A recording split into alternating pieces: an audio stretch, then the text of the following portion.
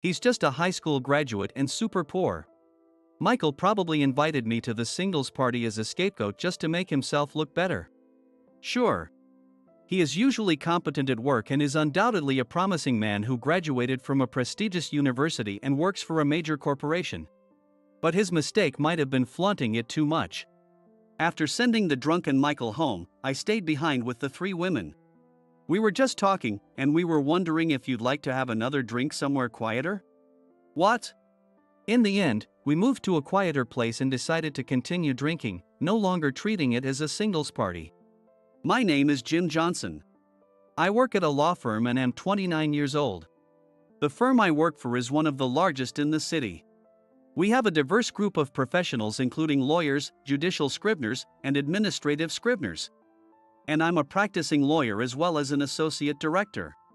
Our firm is staffed with young and talented individuals.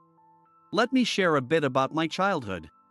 Both of my parents were lawyers, and I was raised in London until I started elementary school. My parents were international lawyers. However, London was dangerous at the time, so my parents decided to send me to school in the US. As a child, I lived with my paternal grandparents in the US while my parents traveled between the US and London for their legal work. When I started elementary school in the US, I struggled to adjust since I had been in the UK all my life. Eventually, I made friends, but preferred to be a lone wolf. I didn't seek to join groups, which suited me just fine. I think it was around that time that I met Michael. Michael and I were classmates in elementary and middle school. He was always the leader type, always at the center of the group. We weren't exactly friends, but we weren't enemies either. We just went about our daily lives in our respective roles. In middle school, as the school district expanded, we got more classmates from different elementary schools. But neither Michael nor I changed our stance. I continued at my own pace, while Michael remained a standout.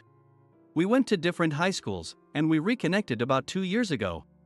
He suddenly called out to me at a restaurant, and at first, I didn't recognize him. "Hey, is that you, Jim?" It's me, Michael. We went to elementary and middle school together." "Oh. Michael, it's been a while." Honestly, I was a bit confused. Michael's charisma was still the same, but his appearance had changed significantly. We weren't particularly close back in school, but he never seemed this flashy. He still had a bright personality, but now he was dressed in obviously expensive branded suits and had an unnaturally perfect hairstyle. "Jim, what are you up to these days?" "I'm usually working at a law firm." "How about you?" "I work for a trading company." "They say I'm a rising star." "Wow, that's impressive." Michael is in the sales department at Young Trading Company, and according to him, he's highly regarded there. I thought it was typical of Michael to brag like that. He sees himself, and others see him, as a successful guy. "Jim, you graduated from high school, right?" "What?" "Well, I heard a rumor. You graduated from high school and then moved away." "Well, I did move." His house and my grandparents' house, where I lived until high school, were in the same district, so he must have heard about the move. It's so typical of him to assume I only graduated high school because of that. I decided to just let it slide. After graduating from high school, I moved to the UK to join my parents and enrolled at Oxford University. Given that I had few friends in the US, not many people knew this about me. I juggled both Oxford and law school, and upon graduation, I became a lawyer. With parents who were international lawyers, it was a natural path for me. Like my parents, I also became an international lawyer, worked in London for a few years, and then returned to the US when my current law firm offered me a position. The firm, although large, is relatively new. I joined as part of the founding team and was appointed deputy director, working alongside Mr. Anderson to expand our connections and build the firm to what it is today. As a comprehensive legal office where legal issues can be handled in one place, we have attracted business without much advertising. Although I'm often interviewed, I prefer staying out of the spotlight, so not many people know my face. That's why Michael doesn't know my background. Michael's change wasn't just in appearance. He continued talking to me after our chance encounter. Perfect timing. "Jim, are you free this Friday?" "Friday night? I think I am." "What's up?" There's a drinking party, or rather a networking event. Want to join? What kind of networking event? Well, to be honest, it's a singles party. We need one more guy. I'm not really interested. Come on, don't say that. It's at that Michelin-starred restaurant in the city that everyone's talking about. It's a rare opportunity. Michael still thought I was just a high school graduate. I had been to that restaurant several times for client meetings, but I pretended not to know. A singles party at such a famous restaurant? That's pretty fancy. Are you worried about the cost? Don't worry, I'll cover your share. So just come. I don't care about the singles party, but if it's just about having dinner, I guess I could join. That's fine. Great, I'll send you the details tomorrow. Here's my contact info. Michael handed me his contact information and left. I've never voluntarily joined a singles party. In a way, it might be a rare experience, just as Michael said. As a lawyer, I'm comfortable talking to people, but this might be a unique chance to enjoy a Michelin-starred dinner for free. So I decided to go with a light-hearted attitude. On Friday, I headed to the restaurant mentioned in Michael's message. After mentioning his name at the entrance, I was led to a private room. There, Michael and 3 women, who appeared to be office workers, were already seated. Oh, you made it. This is my childhood friend, Jim. Nice to meet you. I'm Jim. Thank you for having me tonight. Nice to meet you. We work in reception. We exchanged polite greetings. All 3 women were elegant and beautiful. I was slightly curious about how Michael managed to arrange the singles party with these 3 women. With 3 women present, there were only Michael and I as the men. Just when I thought another man might join, Michael started the proceedings. Alright, we're all here, so let's start. Wait, aren't we missing someone? The other guy cancelled last minute. Let's just enjoy ourselves with this group. Thus, the singles party began. But it turned out to be a singles party for Michael, by Michael, and all about Michael. For a while, we chatted peacefully about general topics and our backgrounds, with Michael at the center. But as he got more drunk, he started to loosen up more. So, I graduated from the University of California's Department of Economics and I'm a rising star at Young Trading Company. Okay. Compared to me, he's just a high school graduate and super poor. It's amazing how different our lives turned out even though we grew up in similar environments. Hey Michael, you're drinking too much. Oh, I guess that was a sore spot for you. Sorry for bringing it up. It's not that, it's just ruining the mood. Everyone's having fun, aren't they? Don't worry about it. Michael was completely absorbed in his own world. Despite his bragging about his background, the women seemed completely put off. Should I do something about this? But I was just here because Michael invited me for dinner. I didn't feel the need to put in any extra effort. I excused myself and headed to the restroom. As I washed my hands and took a moment, I noticed one of the women standing and looking at me. Excuse me. Sorry about Michael. I didn't know he had such bad drinking habits. We're fine. More importantly. Yes? You're not really a high school graduate, are you? What? I was taken aback. I hadn't shared my background or current job with them, and as far as they knew, I was the high school graduate Michael had described. How did she know? You don't recognize me, do you? This is our first meeting, right? Actually, I know you. I'm Jessica, I work at the reception desk at your law firm. No way. I recognized you as soon as you arrived. I thought Michael knew, too. But then he called you a high school graduate and super poor. And I couldn't figure out why. Michael and I aren't close, I just came along for the ride today. That makes sense. I was surprised to think you were friends with someone like Michael, but now I get it. It's understandable. I hadn't seen Michael in nearly 15 years, and I didn't graduate from a university in the US. I was raised by my grandparents in the US from elementary school through high school. So Michael probably assumed I was poor without my parents around. We went to different high schools and didn't keep in touch, so he had no way of knowing my career path. Michael likely invited me to the singles party thinking I would make him look better. Did he really want to be admired that much? Was he dressing in expensive brands to impress others? I started to feel a bit sorry for him for his character. Not wanting to leave the group hanging, Jessica and I returned to the singles party. Michael was still in high spirits. "Hey Jim, you're back. We're talking about going to a second place." "Really? Maybe we should call it a night." As I tried to convince a very drunk Michael, the women were whispering among themselves. The atmosphere was clearly bad, and they might be planning to leave. It would probably be best for everyone if they did. I continued to calm Michael down. In the end, I paid the bill and pushed Michael into a taxi. "Hey high school graduate.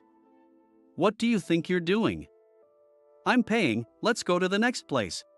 "No, that's enough. Please take him home," I told the driver. I forcefully sent Michael home and stayed behind with the three women. "Sorry for ruining the evening. Let's just call it a night.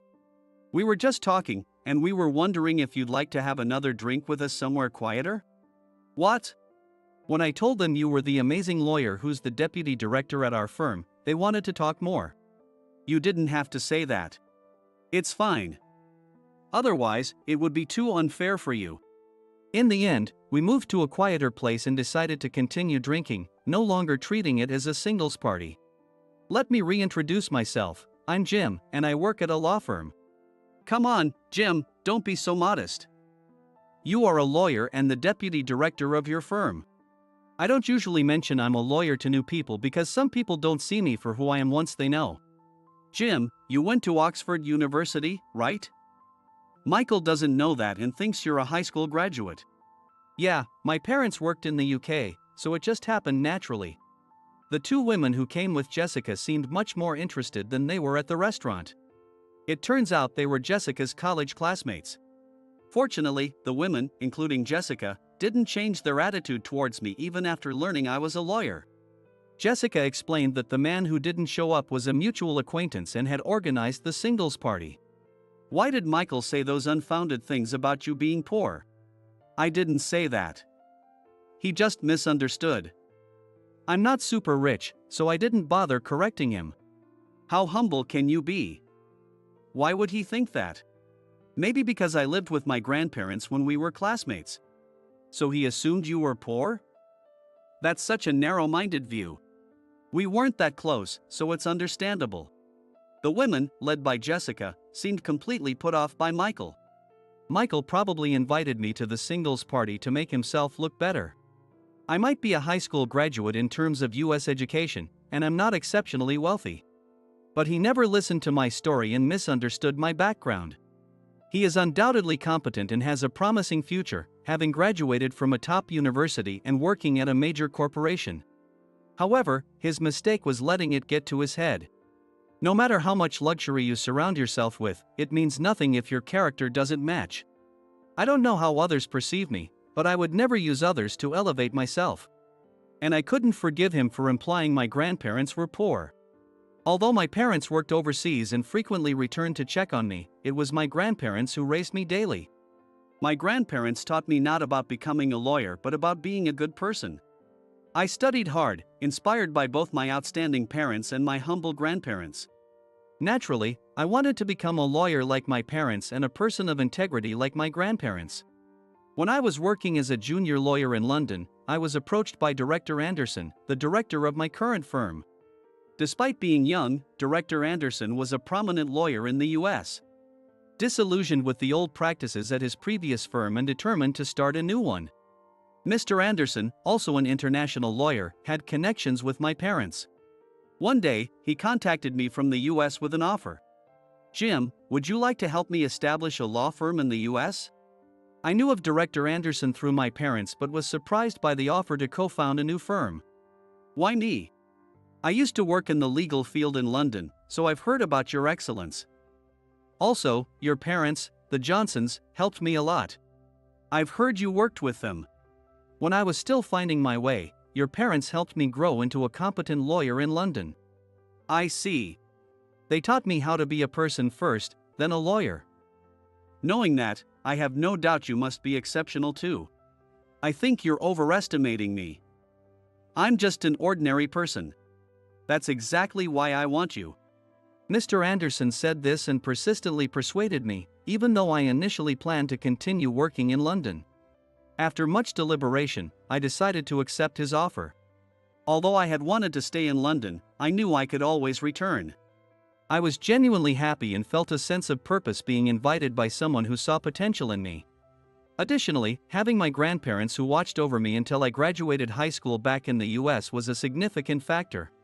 Even though my grandparents weren't lawyers, that didn't matter. I considered them as my true parents, and my only concern while in London was leaving them behind in the US. So, I returned from London and helped establish the new firm. Mr. Anderson and I recruited and carefully selected young, talented professionals without compromising on quality. After the firm opened, it became a bit of news, and Director Anderson, already well known, was often busy with media appearances. Due to my personality, I stayed out of the spotlight and focused on the background work. Thus, it wasn't surprising that Michael knew nothing about me. As I shared this with the women, time flew by. "We should probably head home. It was great talking with you, Mr. Johnson.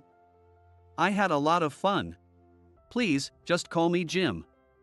Let's skip the formal titles. But you are the deputy director." "I'll make sure to tell Michael." "There's no need, I doubt I'll see him again." "No, I need to set the record straight." As we parted ways, Jessica spoke to me. "Mr. Johnson, would you like to have dinner again sometime?" I felt a connection with Jessica, having met her coincidentally despite working at the same firm, and accepted her invitation with a smile. It was clear she didn't ask me out because of my title. We exchanged contact information and went our separate ways that night. A few days later, I received a call from Michael. "Jim, you're a lawyer?" "Yes." "Why didn't you tell me?" "I said I worked at a law firm." "I thought you were a janitor or something." "I always thought you were just a high school graduate and super poor, raised by your grandparents." "Well, I did live modestly. But it's all a lie. You're an Oxford graduate and a lawyer." "I never lied." "You just misunderstood." Unlike his confident demeanor when we reunited, Michael was now stumbling over his words. He must have learned the truth through Jessica. Whether I'm an Oxford graduate or a lawyer, I'm still just a classmate. This is why I usually don't talk much about my background. Some people see me differently once they know. Michael seemed completely intimidated by me now. Since then, he never invited me to another singles party. Around the same time Michael contacted me, Jessica also reached out. She wanted to discuss something over dinner, so we arranged to meet. "I've been studying since last year." "Studying?" "I want to become a lawyer." I started working at the firm to get closer to the legal field. "I have a law degree but haven't passed the bar exam yet." "I see. Why not work as a paralegal instead of a receptionist?" Jessica explained that she was aiming to become a lawyer to repay her single mother who raised her alone. She pursued her dream by attending a state university with a scholarship but hadn't passed the bar exam yet. Although she wanted to work as a paralegal, she needed to support her mother. So she worked as a receptionist during the day and at a restaurant at night. "I can talk to the firm about having you work as a paralegal." "That's not why I brought this up. I was wondering if I should keep trying or if it's time to give up." "I support you. To keep going, it's best to work as a paralegal and get first-hand experience. It's the quickest way." "Are you sure?" "If given the chance, I'd love to try." "Then let's arrange the transfer right away. I'll support you as much as I can." So, Jessica transitioned from being a receptionist to working as a paralegal under a lawyer. I also arranged to meet with Jessica once a week for what turned into study sessions. Jessica's skills and confidence grew rapidly, and she looked much more radiant than when we first met at the singles party. Then came the bar exam. Jessica gave it her all and passed with flying colors. She was no longer a receptionist or a paralegal. Wearing her lawyer's badge, Jessica was filled with pride and confidence. Watching her, I realized something.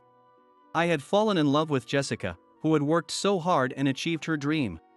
As a newly minted lawyer, Jessica decided to gain experience by working at another law firm. She would be busier now, and we might not see each other as often. I decided to confess my feelings to her. Jessica, congratulations. You really worked hard. Thank you. It's all thanks to you and everyone else. Jessica, I've liked you for a long time. Will you stay by my side from now on? Oh my. I've probably liked you since even before that. When we met by chance at that singles party, I was so surprised. I'm honored that you feel this way. Yes, let's be together. And so, Jessica and I started dating. Though our busy schedules meant we couldn't see each other often, we cherished the time we spent together. A year passed quickly, and Director Anderson had some news for me. Jim, I'm thinking of moving to London. What? I've been invited back by the firm I worked for in London. After careful consideration, I've decided to go. That's great. I wish you all the best. And I want you to take over this firm as the director. Do you think I'm up to the task? I've been watching you, and I know you can do it. You're the only one I trust with this. Thus, I became the director of the law firm the following month. Although I had always worked behind the scenes, I could no longer stay out of the spotlight as the director. I found myself increasingly appearing on TV and in magazines, leading to even busier days. Despite my hectic schedule, I decided to take a vacation to spend time with Jessica. Though we kept in touch regularly, seeing her after a long time made me realize how much she had grown. You're the director now. It feels like you're drifting away. I'm busier, but I haven't changed. Hey, I have a proposal. A proposal? How about becoming a family? Wait, are you? It's a proposal, yes. Wow. I'm so surprised, but I'm so happy. Yes, I'd love to. Jessica's face lit up like a blooming flower. When I placed the engagement ring on her left ring finger, she teared up a bit. You're making me laugh and cry at the same time. Of course. It's a flood of happiness. I then suggested that Jessica and her mother move in with me. Since her mother was her only family, it was the natural thing to do. After confirming if it was okay with me, Jessica started crying tears of joy. We decided to set up our new home close to my grandparents' house. This way, I could also keep an eye on my beloved grandparents. Upon announcing our engagement, my parents immediately planned to return to the US next weekend. We are organizing a family dinner, including Jessica's mother. I'm at the peak of happiness, but I know I couldn't have achieved this alone. My grandparents, parents, Mr. Anderson, Jessica, the staff from both the London and the US offices, all of them helped me get to where I am today. And yes, I should also thank Michael, who inadvertently brought Jessica and me together. I will keep these feelings in my heart and continue to work hard, never resting on my laurels.